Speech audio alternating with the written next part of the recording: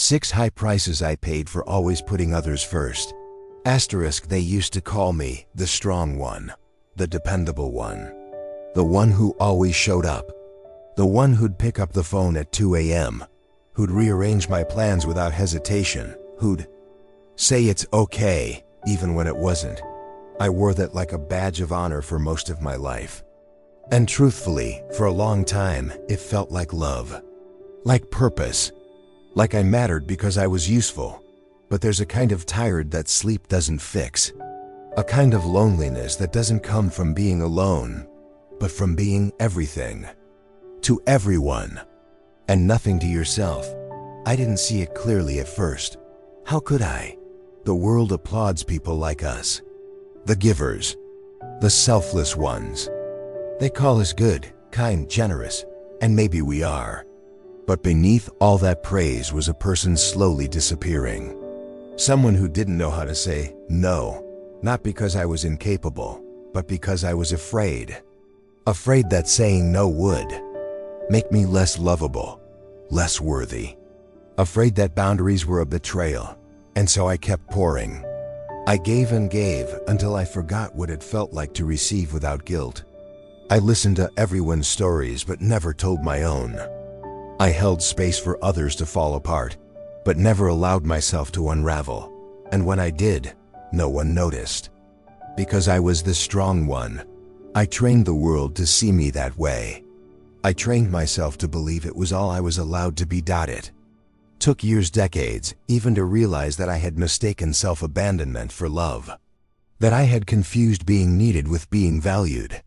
That I had sacrificed my voice, my health, my peace in the name of keeping everyone else afloat. And it cost me. There are prices no one warns you about when you make a life out of putting others first. Quiet, invisible costs that accumulate over time until one day you wake up and wonder where you went. I'm not here to preach. I'm here to tell the truth, to lay it bare. Because if you're anything like me, if you've ever felt like your worth was tied to how much you could give, then maybe these words will meet you right where you are. Let me share with you the 6 high prices I paid for always putting others first. Not to scare you, but to free you. Because somewhere along the way, I learned that you can still be loving, still be generous, without losing yourself in the process. I didn't mean to lose my voice. I just wanted to keep the peace. I thought that was the noble thing, the right thing, to be easygoing, agreeable, understanding. I told myself I was just being mature, that it wasn't worth the fight, that my needs weren't that important. At first, it was small things. I'd say, it's fine, when it wasn't. I'd say, I don't mind, when I did. I'd swallow the sting of a comment, let the tension pass, and stay silent while the storm raged in my chest. I thought that was strength, staying quiet to avoid making things worse. But over time, that silence didn't bring peace. It brought distance from others and from myself. You do it once, and it feels like compromise. You do it 100 times, and you start to disappear. I remember sitting in conversations, hearing my own thoughts in my head, but never saying them out loud. I knew what I believed. I knew what I felt. But I also knew who in the room would push back, who would get upset, who might leave. And so I stayed quiet, smiled, nodded, changed the subject. And each time I did, something in me dimmed. I wasn't keeping the peace. I was keeping people comfortable at the cost of my truth. And the price was me. Losing your voice doesn't happen all at once. It's not a scream, it's an erosion. You slowly stop showing up as yourself until one day, you don't even know what yourself sounds like anymore. You can't find the words because you haven't used them in so long. It took me years to find my voice again, and even longer to use it without apology. But let me tell you this, there's no peace worth having that requires you to abandon your truth to get it. Real peace makes space for your voice. Real love invites your thoughts to the table. And the first step back to yourself is giving yourself permission to speak, even if your voice shakes. There's a certain high that comes from being needed. It makes you feel important, valued, like you matter. And for a long time, I mistook that feeling for love. I poured myself into people's lives. I remembered the little details, showed up before they asked, fixed problems they didn't even know they had. I made their comfort my mission. Their happiness became my responsibility. And when they thanked me, even if just for a moment, I felt loved. But what I didn't realize is that being needed isn't the same as being loved. Being needed meant I had to stay useful, stay available, stay tired. Because the moment I pulled back, even just a little, the calls stopped. The warmth faded. The invitations dried up. And that's when the truth hit me. They didn't love me. They loved what I did for them. And I had trained them that my love meant service, that my presence meant sacrifice, that my value was in how well I could carry the load. Carried so many loads that weren't mine. I became everyone's safe place, but never had one of my own. And when I finally broke down, when I had nothing left to give, I found myself alone. Not because they were cruel, but because I had taught them that my worth was tied to my usefulness. The moment I wasn't useful, I was invisible. That's the danger of confusing being needed with being loved. Need is conditional. It's temporary. Love, real love, doesn't fade when you stop doing. It remains when you rest. It stands with you even when you have nothing to offer but your presence. Now I no longer seek people who need me. I seek people who see me, who want me around even when I have nothing to fix, nothing to solve, nothing to offer but myself. Because I've learned that love, true, deep, soul-anchoring love, is not a transaction. It's a sanctuary. And it welcomes you, not for what you do, but for who you are. You'd never have known I was drowning. I smiled. I functioned. I got the job done. I showed up on time, with food in hand, with encouragement ready, with no signs of wear. And they thanked me. They praised me. You're amazing. I don't know how you do it. You're always so strong. And I'd nod, brush it off, keep going. Because I didn't know how to stop. I wore exhaustion like a second skin. I normalized it. I drank coffee instead of resting. I gave up my evenings, my weekends, my sleep. I ran on fumes and called it being dependable. And no one ever asked if I was okay, because I never gave them a reason to. I made sure of that. That's the thing about burnout. It doesn't always look like collapse. Sometimes it looks like competence. Like a person who's always there, always capable, always smiling until one day they're not. My breaking point didn't come with an explosion. It came with silence, a numbness. I woke up one morning, stared at the ceiling, and couldn't feel a thing. No sadness, no joy, just nothing. I got dressed out of habit. I answered calls out of obligation. But inside, I was gone. And still, the thanks kept coming.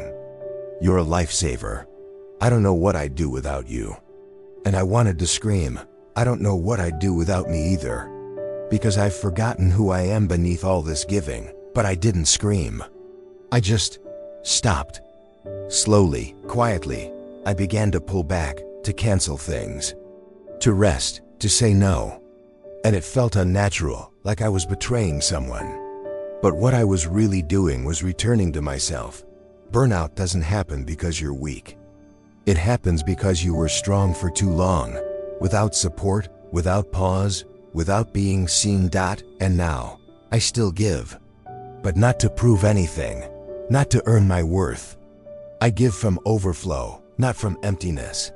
Because I've learned that burning yourself out isn't a badge of honor, it's a warning sign. And you deserve more than a life that only values you when you're running on empty. There's a quiet kind of resentment that creeps in when you've spent too long giving without receiving. It doesn't show up all at once.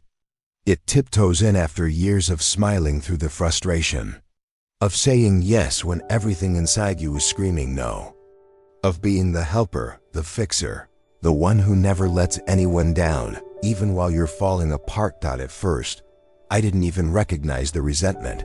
I just felt tired, disappointed, short-tempered in ways I didn't understand. Little things started to bother me more than they should. A late reply, a forgotten birthday, a friend who only called when they needed something. I'd feel a pang in my chest, but I'd swallow it down. Tell myself not to be petty, that it wasn't a big deal, but it was a big deal. Because underneath those small frustrations was something deeper. I felt invisible, used, taken for granted. And worst of all, I felt guilty for feeling that way. That's the trap. You give so much that when the well runs dry, you feel ashamed for not having more to offer. You begin to resent the people around you, but instead of setting boundaries, you turn the blame inward. I'm being selfish. I'm overreacting. I should be grateful. And so I kept giving. With a smile on my face and a storm in my heart. I remember one moment in particular, a birthday. Not mine, someone else's. I planned everything. Bought the cake, organized the gathering, thought of every detail. And not a single person asked how I was doing. Not one. I drove home that night with tears in my eyes, not because I needed applause, but because I finally realized I had taught everyone to expect everything and offer nothing. I wasn't angry at them. I was angry at myself for letting it happen, for setting the pattern, for thinking that my love was only valid if it was sacrificial. But here's what I've learned. Resentment is not a flaw. It's a signal. It's your soul saying something isn't right. It's a cry for balance, for honesty, for care that flows both ways. Now I pay attention to that signal. I speak up when something hurts. I rest before I break. And I remind myself every day that boundaries are not walls. They are bridges back to wholeness. And I am allowed to matter in my own life. When you're someone who gives freely your time, your energy, your heart, you naturally draw people in. But not everyone comes with good intentions. Some come with open arms. Others come with open hands. And if you don't know your worth, it's easy to mistake the two.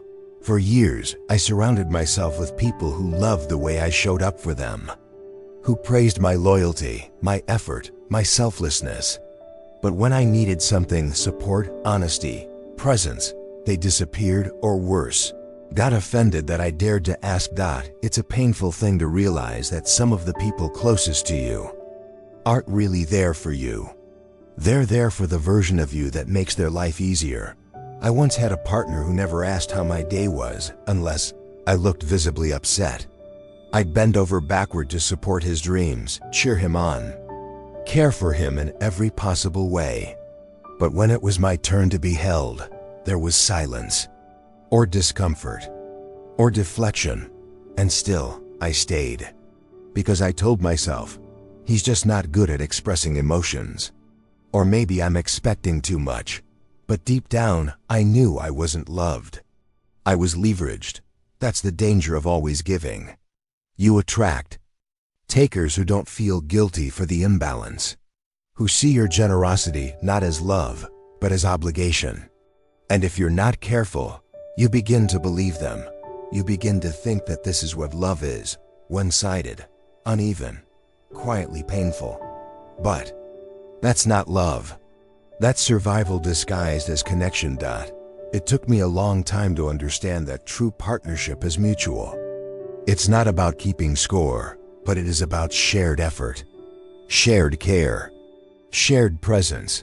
Now I pay attention to who leans in when I step back, who offers without asking, who listens without needing something in return. Because I've learned that when you stop overgiving, the takers leave. And that's a blessing, because what stays, what remains, that's where real love begins. When your life revolves around meeting the needs of others, saving them becomes your purpose. Their chaos becomes your mission. Their emotions become your responsibility. And slowly, quietly, you disappear. I didn't realize how much of my identity was tied to being the caretaker, the fixer, the one who holds it all together, until I wasn't needed anymore. The kids grew up. The friends found other support. The relationships ended. The phone stopped ringing. And there I was sitting in a quiet house, surrounded by the echoes of all the roles I used to play. I didn't know what to do with myself. I didn't know who I was without someone to worry about, someone to chase, someone to keep afloat. And that scared me. I thought being alone would feel peaceful, but at first, it just felt empty. Not because I was truly alone, but because I had built my worth around being someone else's anchor. I remember standing in front of a mirror one day and not recognizing the woman looking back at me. What does she love? What makes her laugh? What does she want when no one else is asking for anything? I didn't know. That's the cost of constantly saving others. You forget how to choose yourself. But here's what's beautiful. When the noise fades, you finally get to meet yourself again. Slowly, gently, you start to remember the books you used to love, the dreams you tucked away, the way your body feels when it's resting, not bracing. I started doing small things just for me. A walk in the morning, cooking a meal with music playing, saying no without apology. It felt strange at first, but it also felt like breathing again after holding it in for too long. Now I still care deeply for the people I love, but I've stopped trying to save them.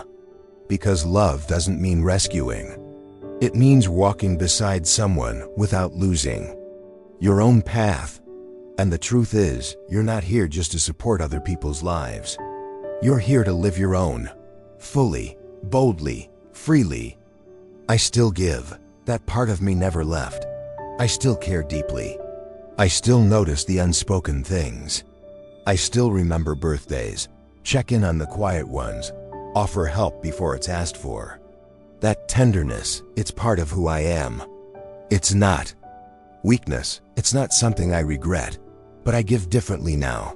I give from a place of wholeness, not obligation.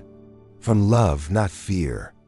I no longer pour myself out just to prove I'm worthy of love, or to hold on to people who were never meant to stay. I've learned that real giving isn't about losing yourself. It's about showing up as your whole self and offering something true, something generous, something sustainable. And you can't do that from an empty cup. I used to believe that selflessness was the highest form of love, that the more I gave, the better I was. But I see now that love that costs you everything is not love, it's sacrifice. And while sacrifice has its place, it was never meant to be your permanent address. You are allowed to rest, to receive, to be poured into. You are allowed to take up space in your own life. It took me a lifetime to learn that, to unlearn the patterns that told me I had to earn affection through exhaustion, to let go of the guilt that came every time I said no, to trust that I could be kind and clear, that I could love others and love myself. Now, when I feel that old urge rising to fix, to please, to disappear into someone else's needs, I pause. I check in with myself. I ask, is this love or is this fear? And I only give when the answer is love. To anyone listening who's been living like I did, always pouring, always stretching, always carrying too much, let me tell you something. I wish someone had told me a long time ago. You don't have to earn your place here. You don't have to burn out to be good. You don't have to abandon yourself to be loved. Your needs matter. Your voice matters. You matter. And when you begin to believe that, really believe it, something incredible happens. You don't stop giving. You just stop bleeding to do it. And that, my friend, is where healing begins.